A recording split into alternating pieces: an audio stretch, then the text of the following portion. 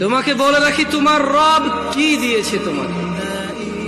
তিনি তোমাকে নিঃশ্বাস দিয়েছে, যার বদৌলতে তুমি এখনো পৃথিবীতে টিকে আছো।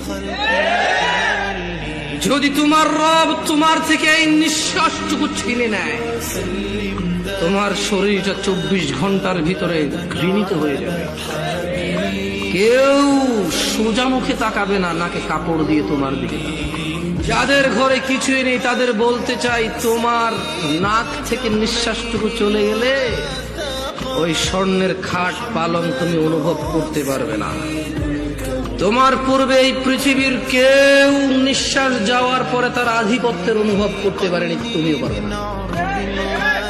জেনে রাখো নয়াপাড়ার দরিদ্র ধনীরা, তোমরা তোমাদের রবের দিকে আসো। যেখানে একজন নবী বলে, ওয়াকালা ইন্নী যাহিবুন ইলা রাব্বি সায়াহদিন,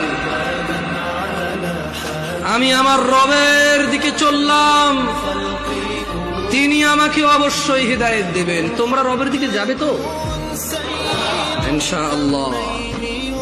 সময় থাকতে ফিরে আসো নয়াপাড়ার